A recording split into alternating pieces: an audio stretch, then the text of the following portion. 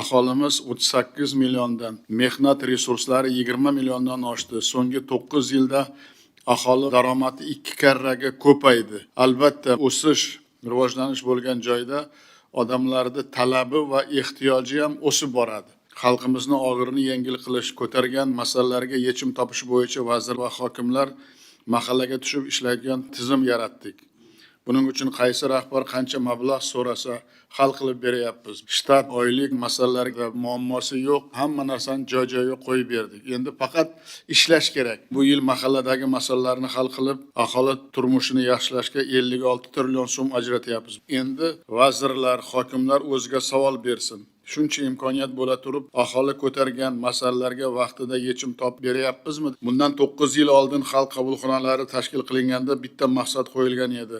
Davlat idoralarini xalqqa yaqinlashtirish. To'g'ri, xalq qabulxonalari vaqtida samarali ishladi, lekin bu idorani ham odamlarni bugungi talabiga mos holda o'zgartiradigan vaqt soat keldi. Har bir inson va xonadon muammosini bilib vaqtida ko'mak berishim kerak degan shior har bir tuman, shahar, viloyat hokimi, vazir, uning hududiy tashkilot rahbarlarining doim ko'z oldida bo'lishi zarur. Respublika bo'yicha har 10 ming kishiga o'rtacha 319 ta ariza va shikoyat to'g'ri kelyapti, lekin bu ko'rsatkich Toshkent shahrida 535 ta, Navoiyda 462 ta, Sirdaryo, Surxondaryoda 452 tadan, Jizzaxda 430 ta, Qashqadaryoda 368 ta, Toshkent viloyatida 350 tani tashkil qilyapti. Bu juda ko'p. Dehqonobod, Mirobod tumanlari, Navoiy, Ohangaron, Yangiyer shaharlarida har 10 ming aholiga to'g'ri keladigan arizalar soni boshqa tumanlardan 2 barobar yuqori, o'rtacha 600-700 ta ariza tushyapti. Bu degani umuman inson qadri nuqtai nazardan qilgan ishlarimizga noma'qul ish qilyapsizlar. Befarq bo'lyapsizlar. Oldin odamlarni murojaatlarini joyiga qo'yib, keyin ko'chaga chiqish kerak. Keyin mahallaga borish kerak. Qorovulbozor, Nurota, Ko'nimix, Tuproqqal'a tumanlari, Namangan shahrida murojaatlar oldingi yildan 50% ga oshgani bu juda yomon holat. Juda katta mablag' beryapman. Nimaga masalani hal qilmaysizlar? O'rinbayev, Abdurahmonov, Azimov, Rahimov, Turdimov o'zi shug'ullangani uchun hududlardagi murojaatlar 25-30% ga kamaydi. Aholi ko'targan masalalarda 70% ijobiy hal bo'lyapti. Qayerda hokim o'zi shug'ullansa natija bo'lyapti. Masalan, Toshkent shahar Umurzoqov 170 ming, Toshkent viloyati Mirzayev 110 ming murojaatni yarmidan ko'pi yechimini topmagan.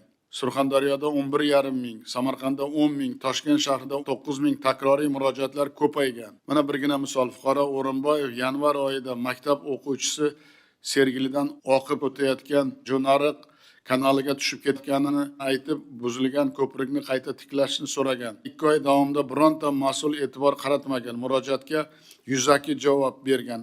Xalq qabulxonalariga kelayotgan murojaatlarning eng katta qismi ichki ishlar 148 ming, majburiy ijro 134 ming, energetika 88 ming, bandlik 60 ming, sog'liqni saqlash 56 ming.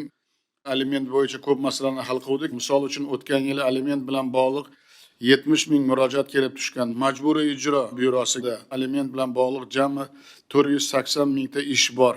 71 ta tumanda alimentga oid arizalar keskin oshgan. Ayniqsa Denovda, Pastarg'omda, Kattaqo'rg'on tumanlari, Namangan va Andijon shaharlarida aliment undirish juda past. To'g'ri, majburiy ijro byurosi aliment bo'yicha ariza tushsa undirib beryapti, lekin aliment to'lovchining rasmiy daromadi bo'lmagani uchun murojaatlarning 30% hal qilinmasdan qolgan. Bu aliment to'lamadi degani, buni orqasida qancha bola turibdi? Onani sharoiti qanday? Nimaga mahkama bong urmaydi? Nima uchun hokimlar aliment to'lovchilarini qanchasini kasbi bor, lekin ishsiz, qanchasini o'qitish kerak degan savol bilan bandlik bo'limi va mahalla yettiligiga oldida aniq masala qo'ymaydi. Hozirda aliment to'lash kerak bo'lgan 160 ming odam ishsiz. Hududda ishlar shunday tashkil qilinsa, aliment bo'yicha murojaatlar 2 karra kamayadi. Yana bir misol, turli sabablar bilan tug'ilganlik to'g'risidagi guvohnomani olmagan bolalarga bunday hujjatni rasmlashtirishdagi byurokratiya bo'yicha 448 nafar odam murojaat qilgan. Asosan uy sharoitida dunyoga kelgan yoki xorijda tug'ilgan bolalar. Ular bolasini bog'cha va maktabga joylashtirishda guvohnoma so'ralgani uchun majbur bo'lib murojaat qilganlar. Nima uchun Toshquli ushbu masalaga sodda yechim qilish bo'yicha bironta taklif bermaydi? O'tgan yil ichki ishlar vakolatidagi masalalar bo'yicha 148 mingdan ortiq murojaat kelib tushgan. Ayniqsa ichki ishlar xodimlarini qo'pol muomalasi va tergov sifatidan norozilik ko'p. Jo'rayev, Ashrapov har bir ming kishiga nisbatan eng ko'p ariza tushayotgan Denov, Urgut tumanlari, Samarqand, Qarshi, Namangan, Jizzax, Farg'ona, Chirchiq shaharlariga borib aholining muammolarini yechsa bo'ladi-ku. Profilaktika inspektori va tergovchilarning kasbiy madaniyatini oshirish bo'yicha o'qitsa, vaziyat tubdan o'zgaradimi? Albatta o'zgaradi. Energetika, yo'l, suv infratuzilmasi bo'yicha 2025-yilda yo'llangan murojaatlar 109 mingdan oshgan. Eng ko'p Asaka, Shahrixon, Izboskan, Pazdarg'om, Sho'lchi, Denov, G'o'zor, Qamashi, Dehqonobod, Sharaf Rashid tumanlari, Samarqand, Namangan, Termiz, Qarshi, Andijon shaharlarida infratuzilma bo'yicha murojaatlar ko'paygan. Bu yil ushbu masalalarni hal qilish bo'yicha hokimlarning o'ziga 20 trillion so'm berdik. Hokimlar bu resurslarni birinchi navbatda eng ko'p shikoyat tushayotgan mahallalarga yo'naltirsa, odamlar ham rozi bo'ladi, murojaat ham qisqaradi. Aholi murojaatlari bilan ishlashda yangicha tizim qilish bo'yicha topshiriq berganman. Xalq qabulxonalari faqatgina ariza qabul qiluvchi organ emas, balki hududdagi muammolarni diagnostika qiladigan markaz bo'ladi. Qarshi shahar bo'yicha tushuntirib beraman. Qarshi shahridagi 60 ta mahallada 300 mingdan ziyod aholi istiqomat qiladi. O'tgan yili xalq qabulxonasiga Qarshi shahri aholisidan kelib tushgan 11 mingta murojaatni har birini tahlil qildirdim. Agar Qarshi shahar hokimi Normo'min Xolboyev o'zi shug'ullanib, o'rinbosarlari, shahar tashkilotlari va banklar mahalla yetiligi oldiga aniq vazifa qo'yib bersa, 80% masalani joyida hal qilsa bo'ladi. Misol uchun, Qarshi shahridagi 255 nafar odam aliment to'lashdan bo'yin tovlab yuribdi. Ularning 193 nafari kasb hunari bor bo'lgani bilan ishsiz. Yana 62 nafari daromadni kamaytirib ko'rsatyapti. Bunda hokimning birinchi o'rinbosari, 3 ta shahar banki va hokim yordamchilari bilan shularni 50 nafarni tadbirkorlikka jalb qilsa bo'ladimi? Bo'ladi. Qarshi shahridagi tadbirkorlik loyihalari uchun bu yilda o'zida 1 trillion 700 milliard so'm ajratilyapti. Bundan tashqari, bandlik bo'lim boshlig'i va shahar MIB boshlig'i hududdagi sanoat va servis korxonalaridagi vakant o'rinlarga 93 nafar ishsizni joylashtirish imkoni bormi? Albatta bor. Xorijda ishlash istagi bo'lgan 50 nafar aliment to'lovchi bilan 3 tomonlama shartnoma er-xotin MIB va bandlik o'rtasida tuzdirib, til va kasbga o'rgatib, chetga yuqori daromadli ishlarga yuborish uchun nima yetishmaydigan savolga javob yo'q. Shahar soliq inspeksiyasi rahbari departament bilan 62 nafar odamning faoliyatini soyadan chiqarish uchun mas'uliyat olib harakat qilsa, barchasini uddasidan chiqsa bo'ladi, odamlar rozi bo'ladi. Shunda aliment to'lovchilar qaramog'idagi bo'lgan 700 ga yaqin bolaning moddiy ta'minoti o'zgaradi. Qarshi shahridagi murojaatlarning 146 tasi oylik maoshlar kechikayotganidan norozi. Shahar hokimining birinchi o'rinbosari bor, Turdiyev Nurbek. Bir haftada oylik to'lanmayotgan tashkilotlarning moliyaviy ahvolini tahlil qilsin.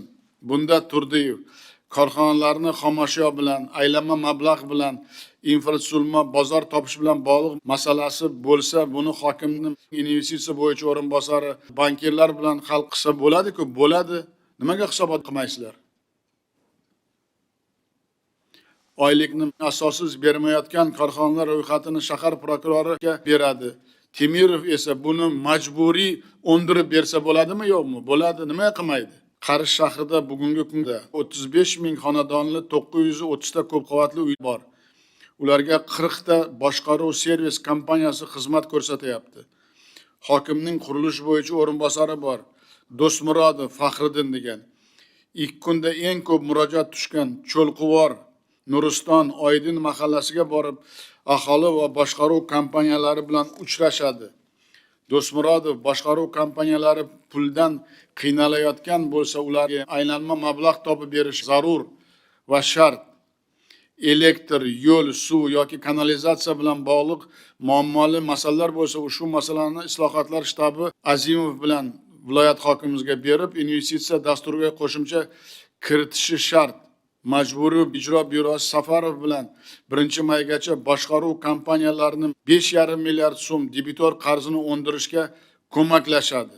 Qarshi shahridan xalq qabulxonasiga nafaqa bo'yicha 877 ta murojaat kelib tushgan. Ularning 324 nafarida o'rtacha daromad kambag'allik mezonidan yuqori bo'lgani uchun nafaqa tayinlanmagan. Lekin bunday ayollarning murojaatiga faqat nafaqa to'lash nuqtai nazaridan qaramaslik kerak. Ularning boshqa muammolari ham bor. Shahar hokimining ijtimoiy masalalar bo'yicha o'rinbosari maktabgacha va maktab ta'lim bo'limi boshlig'i bilan birga 309 nafar ayolning farzandini bog'chaga joylashtiradi. Hokim yordamchisi va xotin-qizlar faollari bilan 82 nafar ishsiz ayolni kasbga o'qitib, mahallani o'zida ishlashga sharoit qilib beradi. 159 nafar yolg'iz onalarni 90 nafariga tadbirkorlikni boshlash uchun, yana 69 nafariga faoliyatini kengaytirish uchun imtiyozli kredit olishga ko'maklashsa, bemalol masalani joyida hal qilsa bo'ladi. Inson ijtimoiy xizmatlar markazi bilan 34 nafar nogironligi bor odamga ijtimoiy xizmatlar ko'rsatishni yo'lga qo'yadi. Umuman Qarish shahar hokimi Xolboyev har bir ariza va shikoyatni mana shunday tahlil qilib, egasiga taqsimlab, birinchi yarim yillikda shaharni murojaatlar bilan ishlash bo'yicha namuna qiladi. Azimov, uning o'rinbosari, viloyat tashkilot rahbarlari Xolboyevga yaqindan ko'maklashadi. Hozir bitta shahar misolida aytilgan masalalar barcha tuman va shahar vazirlik va tarmoqlarga birdek tegishli. Yana bir muhim masala aholi kayfiyati barqaror ijtimoiy muhitni yaratish bilan bog'liq. Bugun ijtimoiy sotsiologik tadqiqot natijalari davlat siyosati va islohotlarining asosiy yo'nalishlarini belgilab berishi zarur. Shu bois sotsiologiyani fan sifatida qayta tiklab, oliygohlarda sotsiologlar tayinlashni yo'lga qo'ydik. Bu ishlarning mantiqiy davomi sifatida ijtimoiy sotsiologik tadqiqotlar ko'lami va sifatini oshirish uchun alohida qaror chiqadi. Endi qayerda ishonch ortganini, qayerda zaiflashgani, qaysi qarorlar adolatli, qaysisi odamlarga manfaat keltirmayotgani bo'yicha doimiy ravishda monitoring va tahlillar o'tkazib boriladi. Bir narsani esdan chiqarmanglar. Imzolayotgan har bir qaror va topshiriqni ortidan xalqimizni umidi, niyati, istagi, ertangi kunga ishonch turibdi.